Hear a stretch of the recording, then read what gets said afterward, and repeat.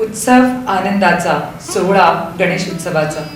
या गणेश उत्सव स्पेशल एपिसोडमध्ये मी सोनल दायमा आपल्या सर्वांचं मनपूर्वक स्वागत करते. मोदकांचा नैवेद्य तयार केला. लाल फुलांचा हार सजवला. मखर नटून तयार झाले आणि वाजत गाजत बाप्पा आले. गणेश भक्तांना गणेश उत्सवाच्या हार्दिक शुभेच्छा.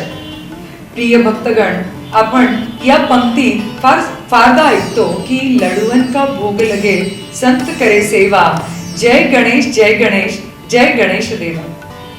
म्हणजेच बाप्पांना लाडू आणि मोदक अति प्रिय आहे. गणपती रायाला मोदक का प्रिय आहेत असा कधी प्रश्न पडला का? पडला तर खूपच छान आहे आणि नाही पडला तर पडायला हवा. कारण प्रिय भक्तगण, प्रत्येक गोष्टीच्या मागं कारण असतं आणि ते कारण जाणून घ्यायला हवं. आणि म्हणूनच आज आपल्या समक्ष मी एक सुंदर कथा सादर करणार आहे. प्रसंग असा घडला की अत्री ऋषींच्या पत्नी अनुसूया देवी यांच्या मनात एकदा इच्छा झाली की महादेवाच्या पूर्ण परिवाराला भोजनास आमंत्रित करूया. आणि त्याच्यामुळे देवी अनुसूयाने देवादिदेव महादेव, माता पार्वती आणि गणरायाला भोजनास श्रद्धापूर्वक आमंत्रित केलं.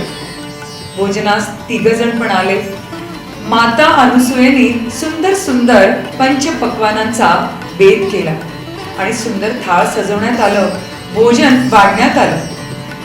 माता पार्वती आणि महादेव अति प्रसन्न झाले स्वादिष्ट भोजनाचा आस्वाद घेऊन.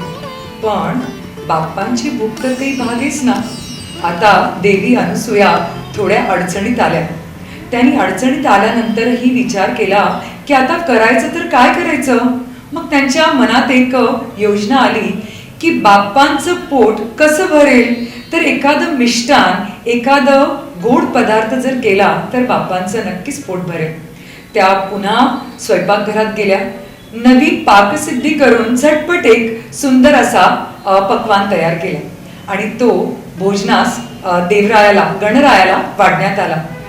गणरायाने त्याचे आस्वादन केल्यानंतर चमत्कारच झाला बरं काय. गणपतीने 21 ढेकर देऊन तृप्तीची पोच पावती सुद्धा केली. पार्वती देवी अति प्रसन्न झाल्या. अनुसूया देवी पण प्रसन्न झाल्या. देवी पार्वतीनं कुतूहलानं देवी अनुसूयेला या पदार्थाचं नाव आणि त्याची कृती विचारली. तो पदार्थ इतर कोणताच नव्हे तर तो पदार्थ म्हणजेच मोदक होता. म्हणजेच मऊ मऊ असे मोदक गणपती रायाला खूप आवडतात.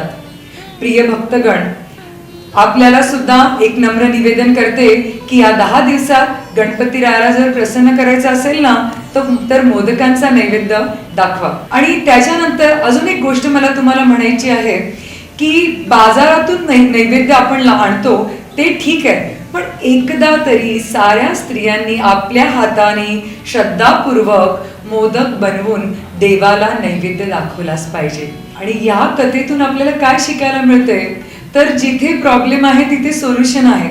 जर परिस्थिती विपरीत असली तरी घाबरू नका, काही ना काही सोल्युशन तुम्हाला नक्कीच मिळेल. अशाच रोचक कथा घेऊन आम्ही पुन्हा भेटू. आजसाठी नमस्कार. जय गणेश.